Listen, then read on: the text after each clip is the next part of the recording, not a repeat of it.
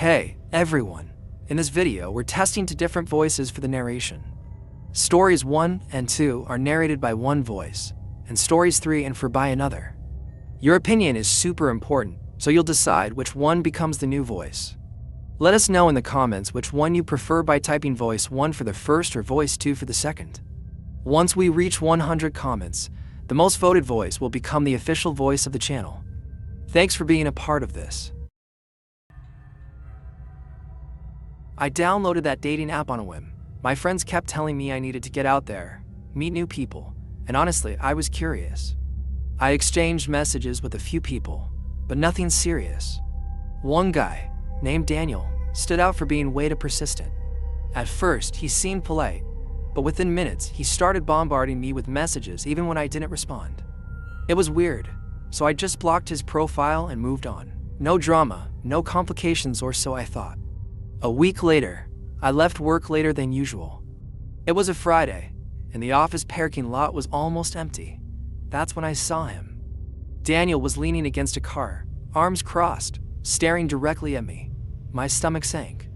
There was no way he could have known where I worked, so why was he there? I pretended not to see him, got into my car as quickly as possible, and drove off, but that eerie feeling of being watched followed me all the way home. The next day, I tried to brush it off as a coincidence. Maybe he was just in the area by chance, right? But something about it didn't sit right. Over the weekend, I tried to push it out of my mind, but the image of him standing there kept popping up. By Monday, I decided to tweak some settings on the app and even set my social media profiles to private just in case. I thought I was being paranoid, but little did I know, it was only the beginning. On Tuesday night, when I got home, I noticed a piece of paper stuck to my front window. My heart started racing. It was a note. I unfolded it and saw his name, Daniel, written at the bottom, along with a phone number and the words "call me" scribbled underneath. I panicked. He knew where I lived. I crumpled up the note and threw it away, immediately closing all the curtains in my house. I spent the rest of the night sitting in the dark, straining to hear any sound outside. After that night, I couldn't shake the feeling that I was being watched.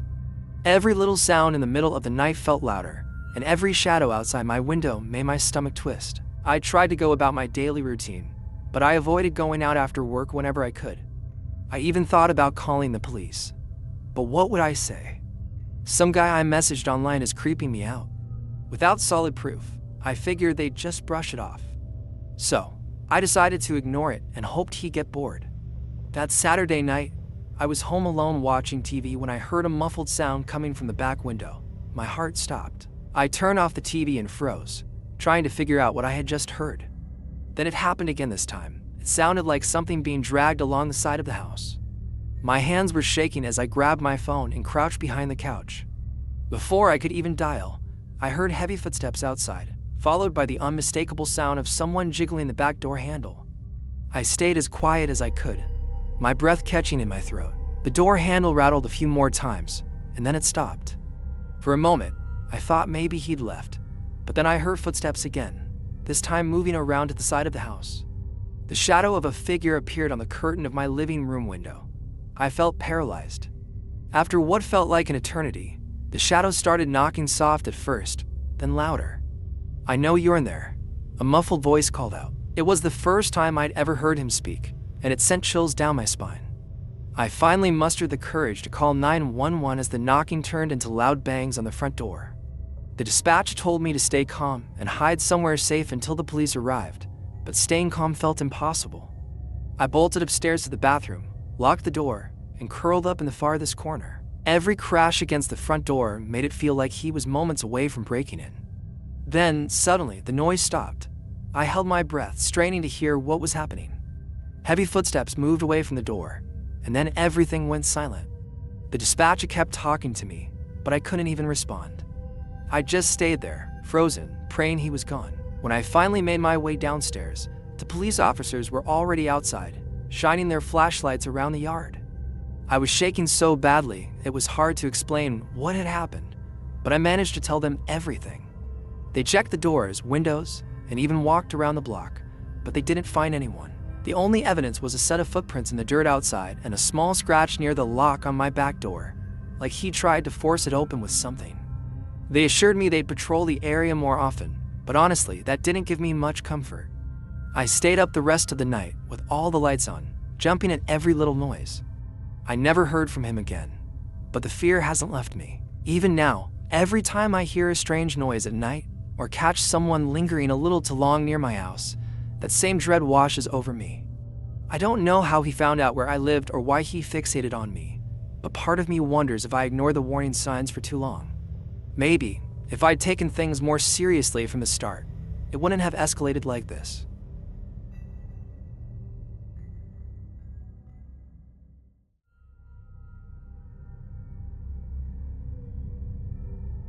I've never been one to scare easily, but what happened that night left me paranoid for weeks. It was just another Tuesday, a rainy and quiet night. I was home alone, finishing a movie and listening to the rain pounding against the windows. My husband was out of town for work, and while I usually don't mind being by myself, I always feel a little more on edge when I'm alone. Around 10 p.m., I heard knocking at the door. It wasn't gentle knocking, it was frantic, like someone was desperate. My heart started racing, and I paused the movie, trying to process what was going on.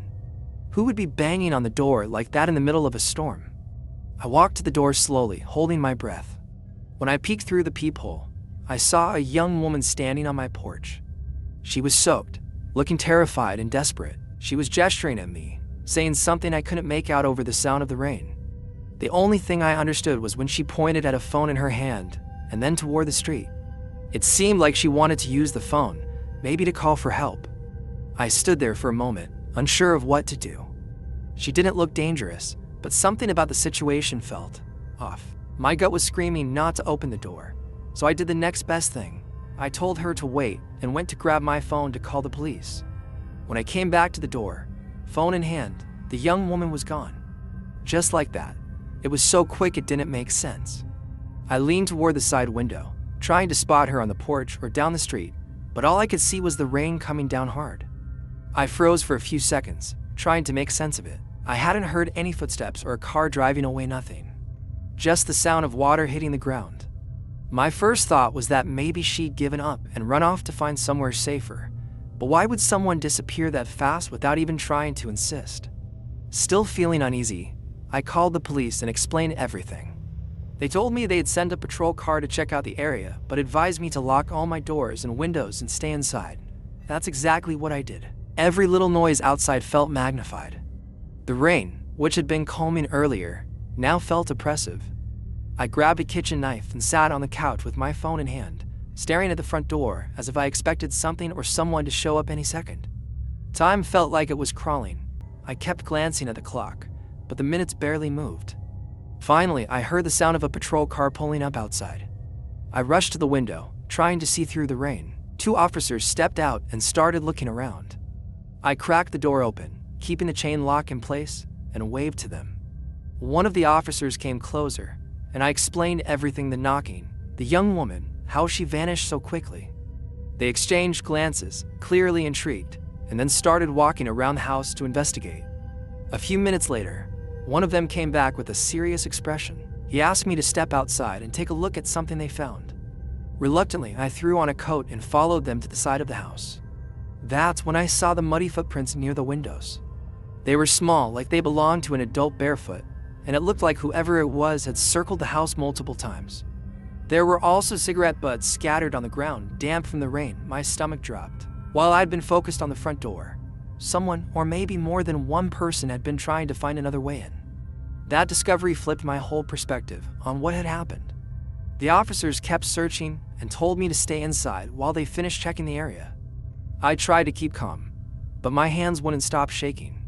What made it worse was the realization that the girl on the porch might have been part of it. Maybe she was just a distraction, keeping me focused on the door while someone else tried to break in through the windows. The thought made me feel sick. I replayed everything over and over in my mind, wondering if I'd missed something obvious. Eventually, the officers came back and said they didn't find anyone nearby, but the footprints and cigarettes made it clear someone had been there. They suggested I leave the house for the night, maybe stay at a hotel or call someone to come over. I ended up calling my brother, who showed up not long after. Even with him there, I couldn't shake the feeling of being watched. Every shadow, Every creak of the house had me on edge. It was, without a doubt, the longest night of my life. The next morning, with the daylight streaming in, everything felt a bit less terrifying, but the unease lingered. While my brother was making coffee, I decided to step outside and check the yard again. The muddy footprints were mostly washed away by the rain, but the cigarette butts were still there, scattered like a reminder of how close someone had been to getting inside. I called the police again to let them know, but they just reiterated what they'd said before. There wasn't much they could do except keep an eye on the area. Even now, I can't stop wondering who the girl was or what really happened that night. Was she part of it, or was she just as much a victim as I could have been? The thought of opening the door still makes my skin crawl. What if I had? What would I have faced on the other side? All I know is that someone was out there, circling my house, and they weren't just out for a friendly visit. Since then, I've installed cameras and an alarm system, but no amount of security can erase the feeling that my home, my safe place, was violated that night. And during storms, especially on rainy nights, I can't help but feel like someone might be out there again, watching and waiting.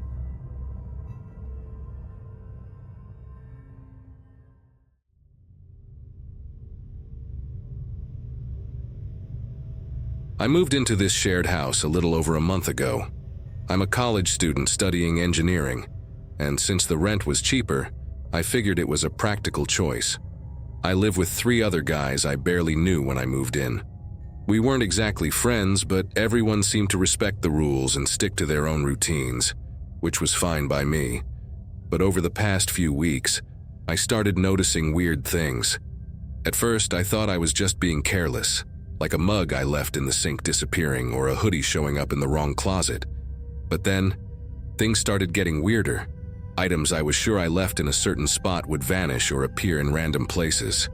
I thought about confronting the others, but honestly, they were rarely home.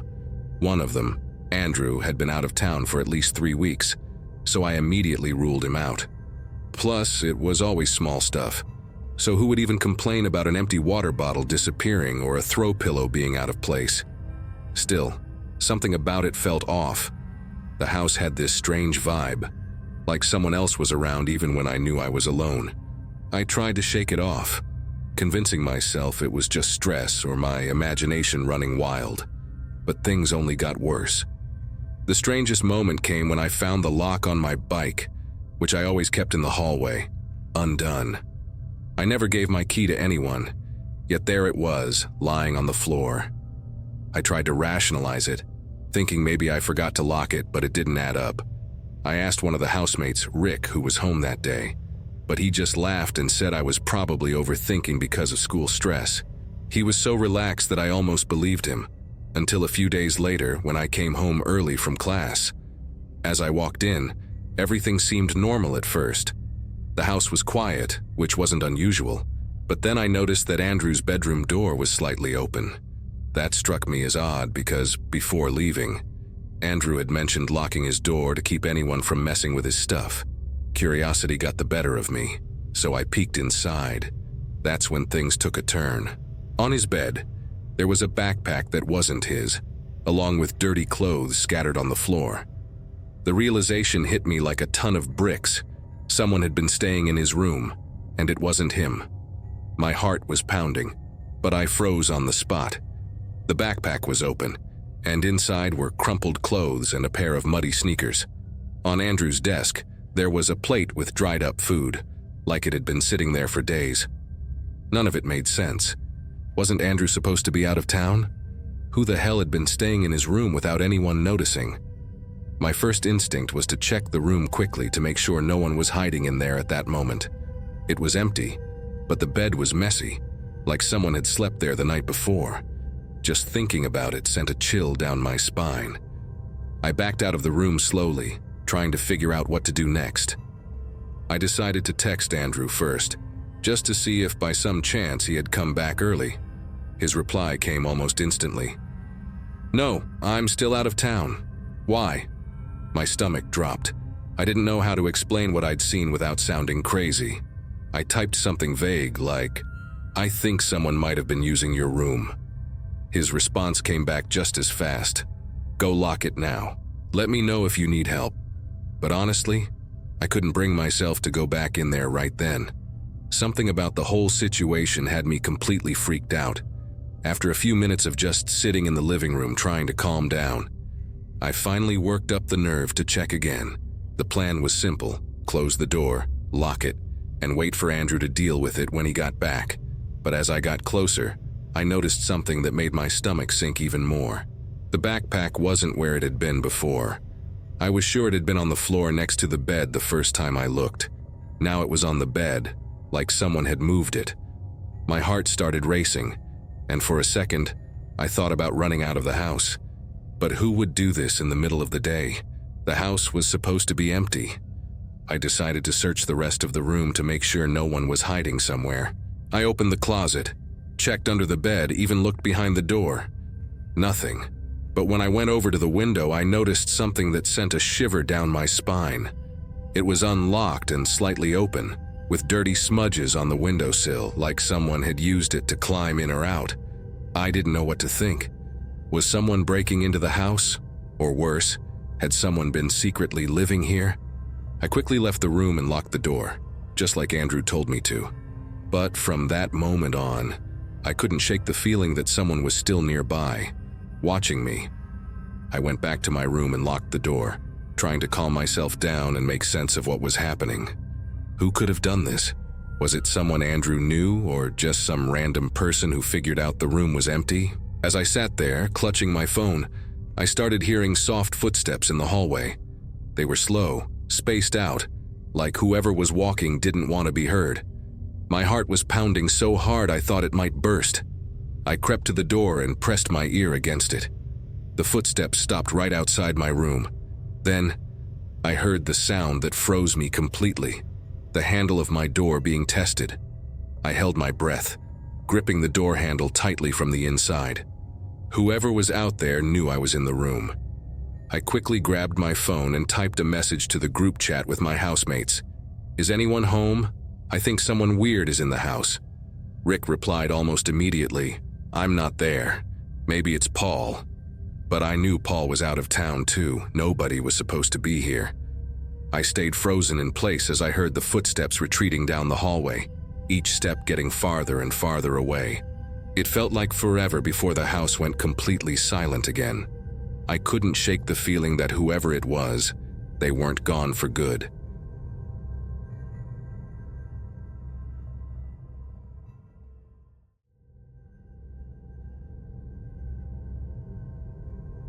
I live alone in a small house in a quiet neighborhood, the kind where most people at least know each other by sight.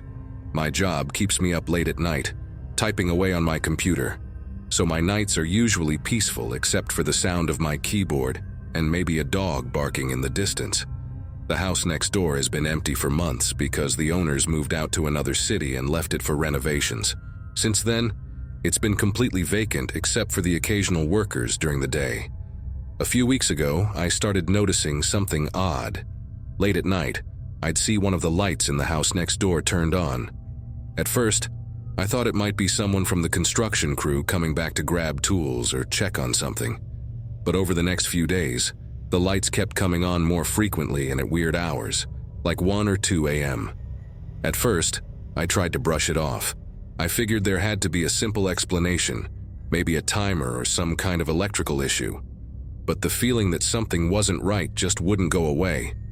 Then came the night when everything escalated. I was working late, as usual, in my office on the second floor, which has a clear view of the house next door. Around midnight, I noticed one of the upstairs windows of the empty house was lit. That was strange enough, but then I saw a shadow. Someone was standing still, just looking toward my house. I froze. I couldn't make out any details, just a silhouette, but there was no doubt someone was there. I tried to convince myself it was probably a prank or maybe someone from the construction team who forgot to lock up. I took a deep breath, closed my blinds, and went downstairs to check that all my doors and windows were locked.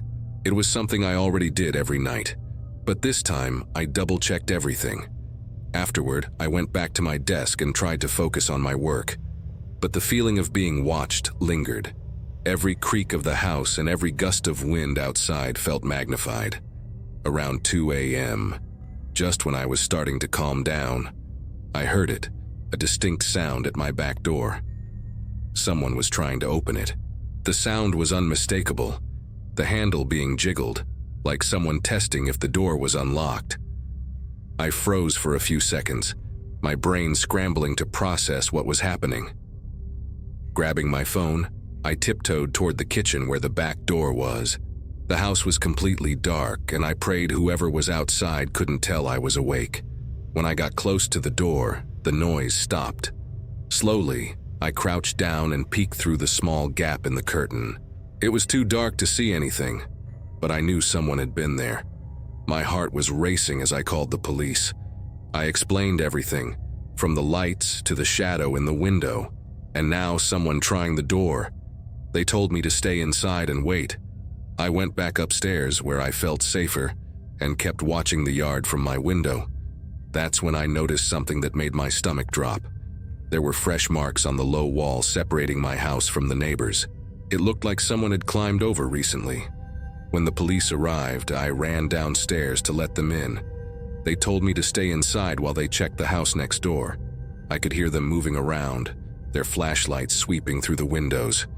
After about 10 minutes, they came back and said the place was secure, no signs of anyone breaking in, and all the doors and windows were locked. They suggested it might have been an animal or just some random noise. I thanked them, but deep down, I knew they were wrong. The next morning, after barely getting any sleep, I decided to check the yard myself in daylight. That's when I noticed something I hadn't seen before. Fresh footprints in the dirt near my back door. They were large, definitely not mine, and spaced out like someone had been running. I followed them to the wall, where more scuff marks confirmed that someone had climbed over. I felt a chill run down my spine. What really unsettled me was how recent the footprints looked. The dirt was still loose around the edges, like whoever had been there wasn't in any rush to cover their tracks. I stood there staring, trying to make sense of it. That's when I decided to call the police again. This time, I insisted someone had been in my yard. When they arrived, I showed them the footprints and the marks on the wall. They looked around but didn't find much else and said the same thing as before. There wasn't enough evidence to act on it. That night, I stayed on edge. I kept the lights off and stuck to the upstairs window, watching the yard for any movement. Around midnight, I heard it again. A soft, quick scuffle on the wall, followed by what sounded like a thud near the bushes. I didn't even try to go outside this time. I just stayed perfectly still, peeking out from behind the curtain. For a second, I saw a shadow move near the back door, and then it was gone. It was as if whoever or whatever was out there realized I was watching. The rest of the night was eerily quiet. By the time the sun came up, I finally worked up the courage to check the yard again. Sure enough, there were new footprints near the wall, smaller this time, like a child's. But that didn't make any sense. I live in a quiet neighborhood, and there are no kids who would be out at that hour, let alone sneaking into someone's yard. It felt deliberate, like someone wanted to mess with me. After that, things just stopped. No more lights in the house next door, no more noises at night, no more footprints in the dirt. I even set up security cameras, but they never caught anything unusual. It's been months now, and I still can't shake the feeling that someone, or maybe more than one person, was watching me that week. I don't know what they wanted or why they stopped, but I can't forget how vulnerable it made me feel.